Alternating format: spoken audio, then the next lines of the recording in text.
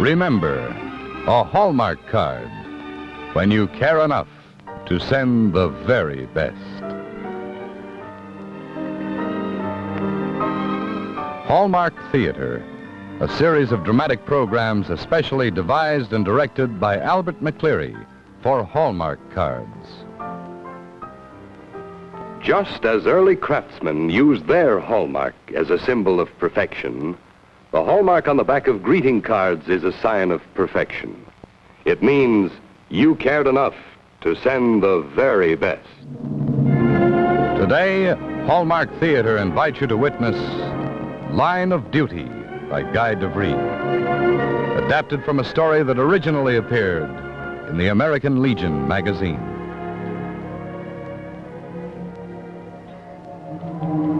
It isn't necessary to give the characters names. Neither is it necessary to place the action in any particular locality. Perhaps it happened yesterday. Perhaps it happened today. That doesn't matter. What matters very much is that it won't happen here, ever. Gentlemen, I have asked you here so that I can discover the truth about the incident of the prisoner. 2 days ago, I issued a simple order requesting that a certain man be brought to me here at headquarters. As a result of that, well, we all know what happened. But before I turn in a complete report to the commanding general, I have decided to... You're late, Lieutenant. I was detained, sir. Detained? Yes, sir. By whom? By the general, sir. I see. You may take a seat, Lieutenant. In order to turn in a satisfactory report about the incident of the prisoner, my nature compels me to go into the entire matter in detail. I shall therefore demand complete cooperation from all of you. Sergeant.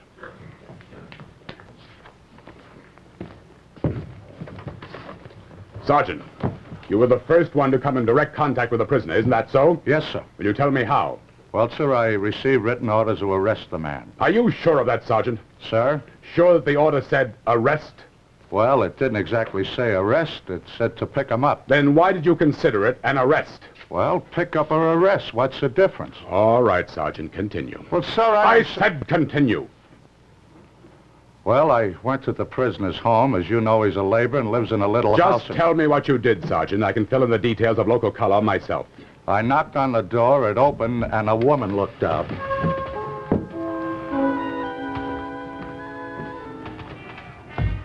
Yes, what is it? Does this man live here? Yes, he lives here. He is my husband. But what do you want with Who is me? it? Tell your husband I must see him. But why? Why must you see him? Why? Who wants to see me? Why? You will come with me. Oh, what's wrong? What have you done? What haven't you told me? Come with you. What do you want of me? You should know that better than I. Come along now. Where are you taking him? To headquarters. Oh, there must be some mistake. Only political enemies are taken to headquarters. You have the wrong man. Say goodbye to her and let's go. I'll never see you again. Oh, come. I have nothing to fear. Oh, have you ever seen them bring anybody back from headquarters? Yes, but this is different. There's nothing to fear. You'll see. I'll be back in a day, and we'll laugh about this mistake. You'll see. I'll never see you again. I took the prisoner to headquarters. There I turned him over to the major. The major dismissed me, and that was the last time I saw the prisoner. I see.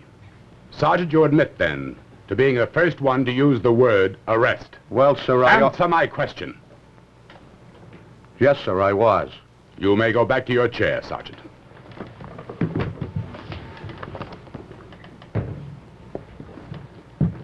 Major?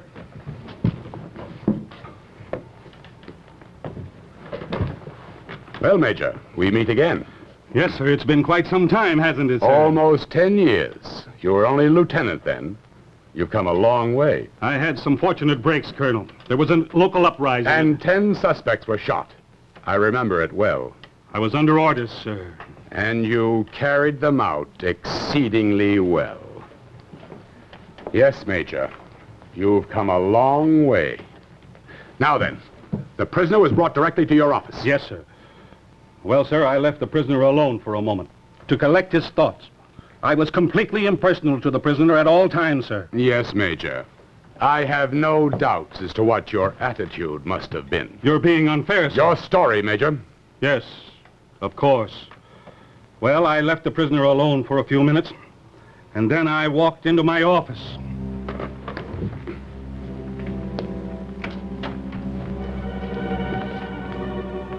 So, you are the notorious prisoner, eh? Do you know why you have been arrested? No, sir. I think it's all a terrible mistake. Mistake?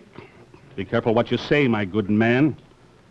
To accuse the party of mistakes is to voice a political doubt. That can be both unwise and dangerous. Can you read? Yes, sir. A splendid accomplishment for a man of your class. As you can see, it comes from main headquarters and is signed by the colonel. You've heard of the colonel, haven't you? Yes, sir. The colonel doesn't make mistakes. There's no doubt in my mind that you're guilty. After all the party has done for this country, still there are those who aren't satisfied. Sir, does that order tell you why the colonel wants to see me? Of course it doesn't. You know what you have done. The colonel knows. Nobody else has to know. Well, I haven't done anything. I haven't been disloyal, not even in my thoughts. Why, I pay my taxes. Taxes?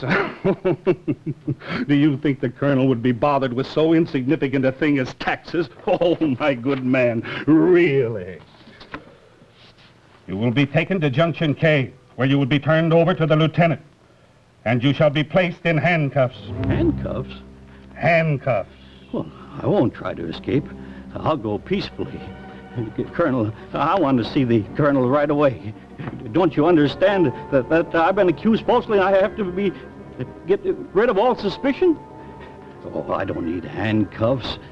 After all, I'm not a dangerous man.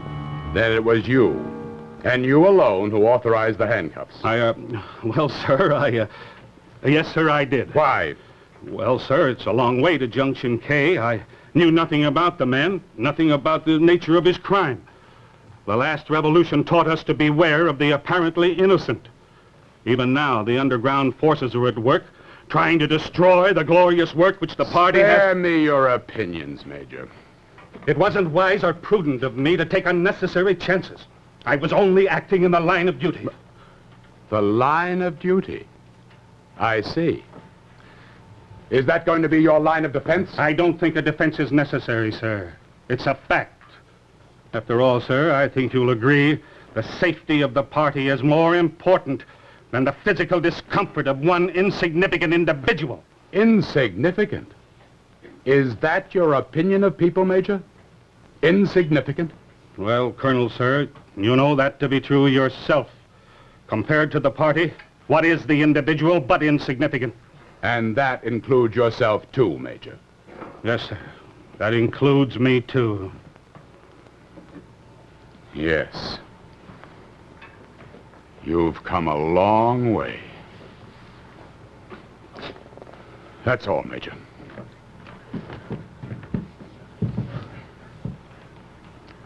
Lieutenant.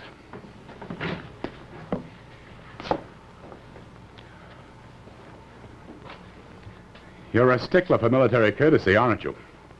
I have respect for higher rank, sir. Only the rank? Sir?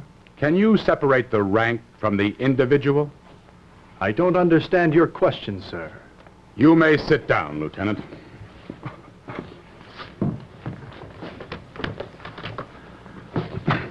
Suppose you tell me what happened at Junction K. Certainly.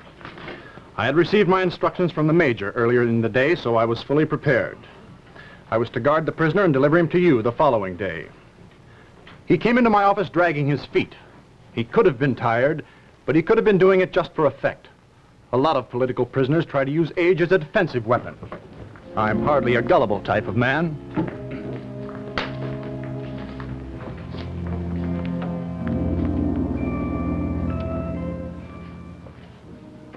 Well, you're much older than I had expected. One would suppose that a man of your age would have learned discretion, gratitude by now. Well, what have you done? My arrest is A mistake. Is that what you were going to say? I could hardly expect you to say anything else. When the enemy is caught, it's always a mistake. But it really is, sir. Somebody's got to believe me. They've got the wrong man. I'm sure of it. Yes. You conspire against the party, and then when you're caught, it's a mistake. Well, you're right. It is a mistake. For you. There's no doubt that your crime is a political one. It always seems to begin with the old people nowadays. They remember the old and dead world. They can't gear their minds to accept the new. That leads to confusion. And to treason. Well, I'm just a little man. I've always done my duty. Did you do everything willingly? I've never disobeyed an order. Never. I don't even fool with politics. If the party says do this, I do it.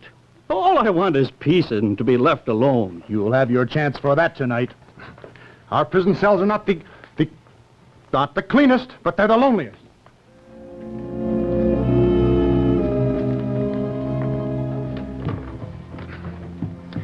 Is that all, Lieutenant? At reveille the following morning, I delivered the prisoner to the private. I told him the prisoner was dangerous and that his attitude of confused innocence might be only a sham. He would have to be watched at all times. I gave further orders that the prisoner would have to be walked to headquarters. That is due to our Regulation 274 issued last Monday, aimed to conserve gasoline for our permanent army maneuvers and the armament program. I am acquainted with the regulation, Lieutenant. Quite so, sir. Lieutenant, by what strange method of reasoning did you assume the man to be a political prisoner? Well, it was quite obvious, sir. He showed an open hostility to the party. He claimed the party had made a mistake. A man loyal to the party would hardly make such an assumption. It is paramount to have faith in the party, even in the face of seeming uncertainty. Well, his entire attitude was proof of his treasonous nature. Your party logic is commendable. Only your conclusions leave a lot to be desired. That is all, Lieutenant.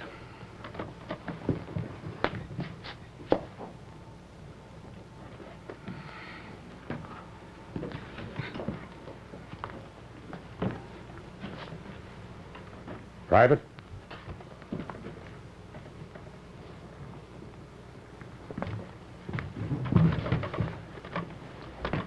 And now we come to you. In just a moment, we'll return to Act 2 of Line of Duty. You know, just because a Christmas card has Hallmark on the back doesn't mean it needs to be expensive. Many young couples are discovering this happy fact, and I think you'll agree with them when you see the large assortment of Hallmark Christmas cards in boxes. You'll find these box collections at all the fine stores that feature Hallmark cards.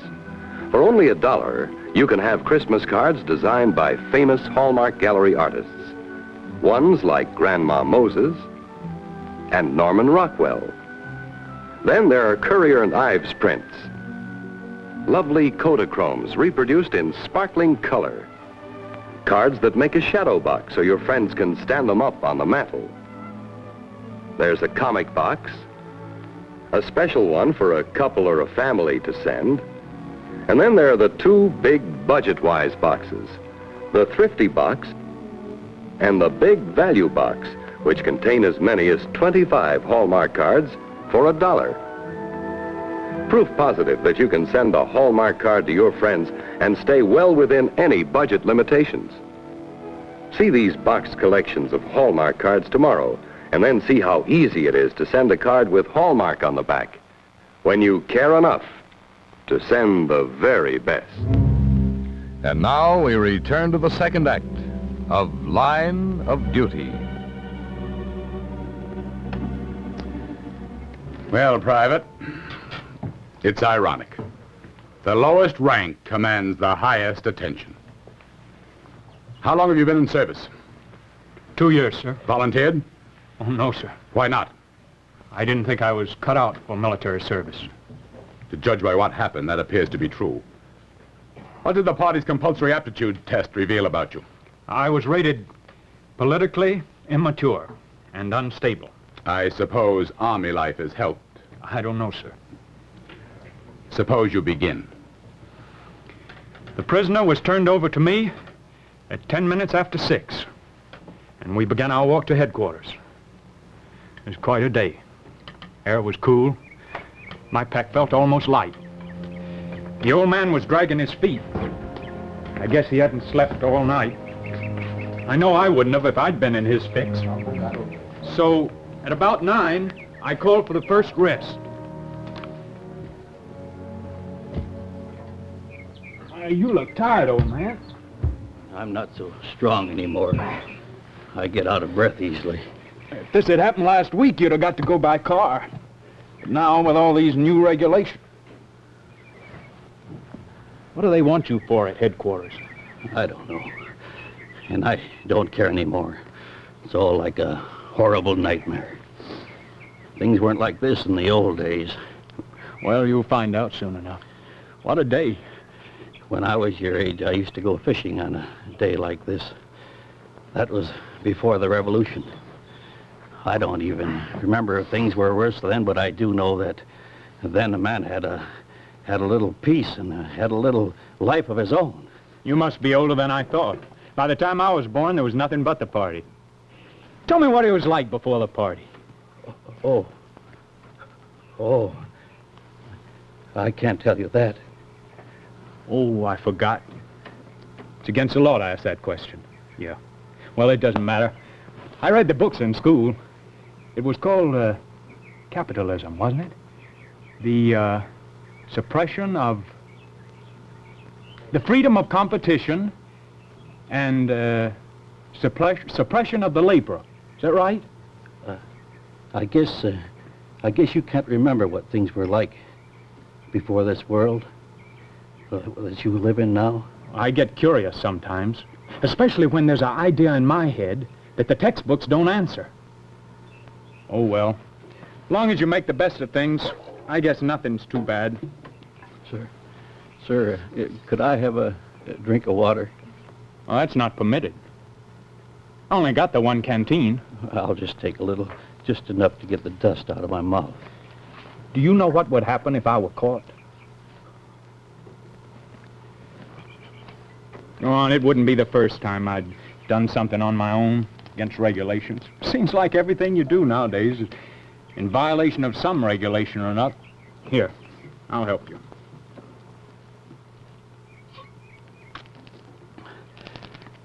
Thank you. Thank you very much. You know, I can't see anything dangerous about you. But it's what a man thinks. Like they say, independent thinking, that can be a man's worst enemy. Have you ever been guilty of that? Me? Hey, wait a minute. You're confusing me. I guess everybody has, really. No wonder they said that I was politically immature and would never be fit to hold a responsible party position. You know the trouble with me? I ask too many questions. And their answers don't satisfy you, huh? There can't be answers for everything. Got any kids? Oh, I wanted to raise some children for the state. There was a child, a little girl, and she died, and my wife couldn't have another. Why'd you get another wife? That's what the state encourages a man to do in a case like that. I happen to love my wife. You know what they teach about love in school? Love is a selfish emotion, and selfishness can bring about the destruction of the state. No, love has great values. I've often wondered about it. Often. This idea, we don't live just for ourselves, but we live for the state. Now, does that really make sense? Does it make sense to you? Confuses me. They say that a man should only get married to have strong, healthy children so there can be a strong, healthy state. Now, when I questioned them about that in school, they said I lacked faith. They said I didn't understand.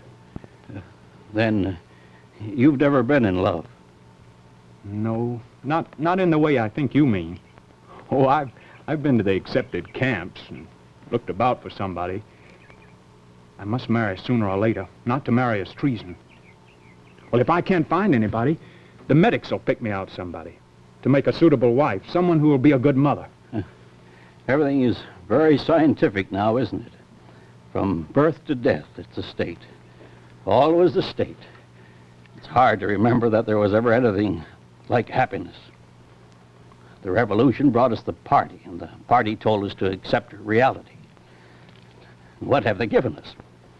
Despair. There's no use moaning about the old world. It's dead. You might as well accept it. Face it. Yes, it's dead. Because nobody ever thought it could die. Now, take it easy, old man. Take it easy. It's not going to do any good crying about it. Yes, the old world is dead. So is love, pity, and compassion. I was innocent when it began. Innocent even in thought. But now, I am guilty of treason. Even the little faith I had in the state, they've taken away from me. Only despair remains. There's nothing left to live for. My thoughts can only contaminate. They've contaminated you, soldier. They'll contaminate my wife. I can bring only destruction to the innocent. That must not be. That cannot be. I remember a lot of things now. It was warm. I was beginning to feel comfortable. I didn't fall asleep. I just felt, well, a little lazy, I guess. I turned my head to look for the prisoner, and he was gone. Couldn't believe it. I jumped up, then I saw him, hobbling across the field, running. He was a good 30 yards away. I shouted, "Come back, you fool!" But he either didn't or he wouldn't hear me. I put my rifle to my shoulder and I shouted again. It only made him run faster. I got mad at him, mad at myself. I took careful aim and I fired. I'll never forget it. Old man stopped all right. Head jerked back. His knees buckled like hinges had come loose. When I got to him, he was dead. His blood was bright red, dripping into the brown stubble of the field. He was such a poor old man, I couldn't help feeling that he'd run away, not because he wanted to escape, because he wanted to die. Now that confuses me a little. They say we have a perfect state. Why should anyone want to die deliberately? Thank you, Private. You may go back to your chair.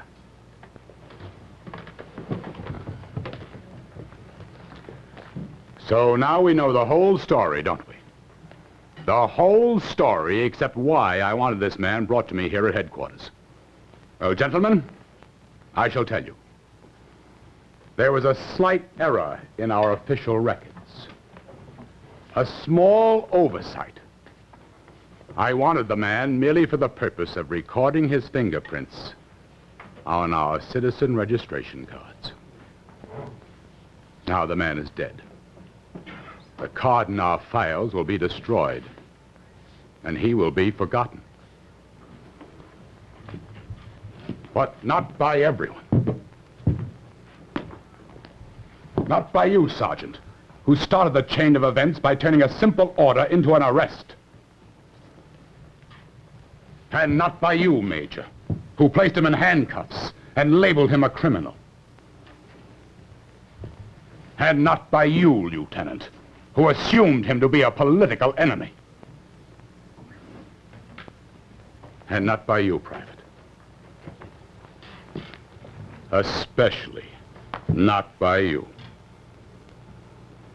Well, the man is dead. As dead as a way of life. But he had dignity. A hidden spark of righteous indignation. He is dead. But we, the living, we are the poorer. Are you quite finished, Colonel? I was waiting for you to act. I think we've heard enough of your perverted philosophy. I hardly expected that my philosophies would make an influence on you, Lieutenant. I must congratulate you on showing such admirable restraint up till now. But then it's all in the line of duty, isn't it? The longer I talked, so much more firmly did I place a noose around my neck. Yes, Lieutenant. I'm well aware of what transpired between you and the General earlier today. Well, then this mock trial was rather useless, wasn't it? Not entirely. I've sat through enough mock trials conducted by the party to make me anxious for one of my own. By order of the commanding general, for political sympathies alien to the state, for expressing a treasonable nature, you are hereby placed under official arrest pending a trial. But this is what? Come now, Private. You were about to say something. This is what? Nothing, sir. I need not remind you your pending trial yourself. It was your negligence which caused the death of the prisoner. Are you finished now, Colonel? Beware of growing old, Lieutenant. There comes a time when the line of duty is not enough of an answer for everything. For the time being, it will do. Beware of wisdom, too, Lieutenant, for it contains the seeds of treason. Even in our perfect state, duty is hardly a substitute for human decency. That is the one thing the party has been unable to eradicate, Lieutenant. Decency. Human decency. It won't take much more than that to defeat the state. Remember that.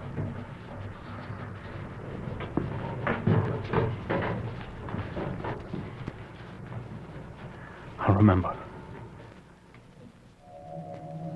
Perhaps it happened yesterday. Perhaps it happened today. That doesn't matter. What matters very much is that it won't happen here. River.